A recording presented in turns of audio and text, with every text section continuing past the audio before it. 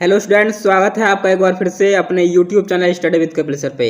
Students, आज हम भारतीय संविधान और राज्य व्यवस्था के वन लाइनर प्रश्नों को हल करेंगे। तो चलिए स्टूडेंट, शुरू करते हैं अपनी वीडियो को। तो आज का हमारा पहला प्रश्न है, भाषा के आधार पर राज्यों के गठन हेतु राज्य पुनर्गठन आयोग की स्थापना कब की गई थी? तो दोस्तों 29 दिसंबर 1953 को राज्य पुनर्गठन आयोग की स्थापना की गई थी। एक फजल अली समिति बनी थी जिसमें 3 सदस्य थे। फजल अली उस समिति के अध्यक्ष थे और के.एम. पणिक्कर और H.N. कुंजरू इस समिति के अन्य सदस्य थे। तो दोस्तों चलते हैं हम अपने दूसरे प्रश्न पर। दूसरा प्रश्न हमारा, भाषाई आधार पर भारत में सर्वप्रथम गठन हुआ। तो भाषाई आधार पर भारत में सर्वप्रथम किस राज्य का गठन हुआ था? तो आंध्र प्रदेश राज्य का भाषा के आधार पर सर्वप्रथम गठन हुआ था।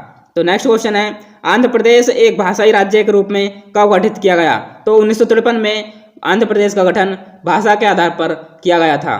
तो भारतीय संविधान प्रदान करता है, तो भारतीय संविधान भारतीयों को किस प्रकार की नागरिकता प्रदान करता है? तो भारत का संविधान भारतीयों को एकल नागरिकता प्रदान करता है, जबकि अमेरिका का संविधान अमेरिका के नागरिकों को दोहरी नागरिकता प्रदान करता है, जिसमें एक देश की नागरिकता होती है और एक राज्य की नागरिकता। लेकिन भारत का संविधान भारत के नागरिकों को एक ही प्रकार की नागरिकता प्रदान करता है। तो नेक्स्ट क्वेश्चन है हमारा, भारतीय नागरिकता प्राप्त की जा सकती है। तो भारतीय नागरिकता कितने प्रकार से प्राप्त की जा सकती है? तो जन्म के आधार पर, देशीकरण द्वारा, रजिस्ट्रीकरण द्वारा भी, और किसी भूभाग से सम्मिलित हो तो नागरिकता प्रदान की जा सकती है।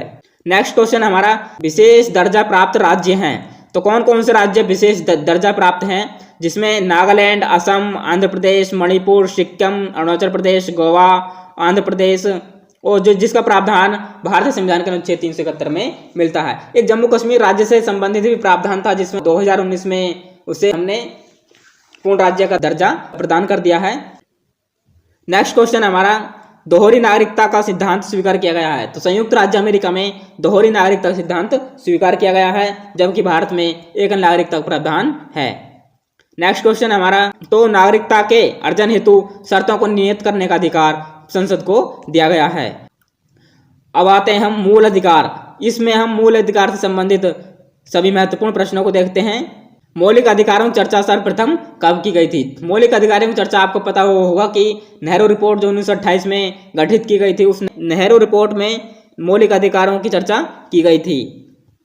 नेक्स्ट क्वेश्चन हमारा, संविधान द्वारा मौलिक अधिकारों को लागू करने की शक्ति दी गई है। संविधान द्वारा मौलिक अधिकारों को कौन लागू करता है? तो सर्वोच्च न्यायालय और उच्च न्यायालय मौलिक अधिकारों को लागू करते हैं। यदि कोई व्यक्ति मौलिक अधिकारों को उल्लंघन करता है या उनको हनन करता है, तो वह व्यक्ति अनुच्छेद 32 के तहत सुप्रीम कोर्ट में रिट जारी करवा सकता है और अपने मौलिक अधिकारों का हनन होने से बचा सकता है, जबकि अनुच्छेद 226 के तहत हाई कोर्ट भी रिट निकाल सकता है। लेकिन हाई कोर्ट का रिट निकालने का क्षेत्राधिकार सुप्रीम कोर्ट से ज्यादा है। तो मौलिक अधिकारों को कब निलंबित किया जा सकता है? तो मौलिक अधिकारों को आपातकालीन स्थिति में निलंबित किया जा सकता है।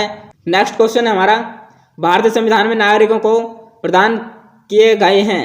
तो अनुच्छेद 12 से लेकर अनुच्छेद 35 तक भारतीय संविधान के अंतर्गत मौलिक नागरिकों को 6 प्रकार के मौलिक अधिकार प्राप्त किए गए हैं। लेकिन मूल संविधान में 7 प्रकार के मौलिक अधिकार थे। जो संपत्ति का अधिकार हुआ करता था, उसे हमने 44वां संविधान संशोधन अधिनियम 1978 के द्वारा उसे हमने एक कानूनी अधिकार का दर्जा दे दिया है, जो हमने अनुच्छेद 19 से हटाकर अनुच्छेद 300 के में रख दिया गया है। तो नेक्स्ट क्वेश्चन पर चलते हैं हम। समानता का अधिकार संविधान के निम्न अनुच्छेदों में के अंतर्गत दिया गया है। अनुच्छेद 14 से लेकर अनुच्छेद 18 तक समानता का अधिकार का वर्णन किया गया है।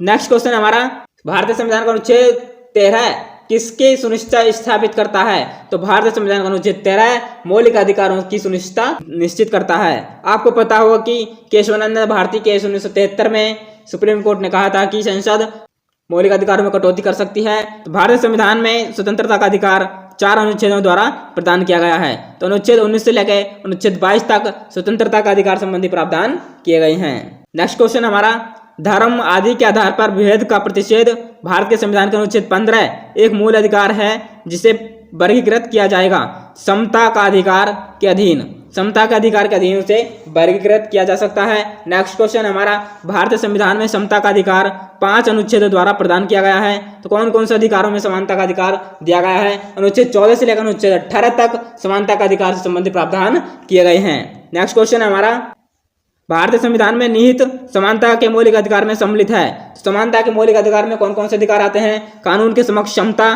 सामाजिक समता एवं अवसर की क्षमता।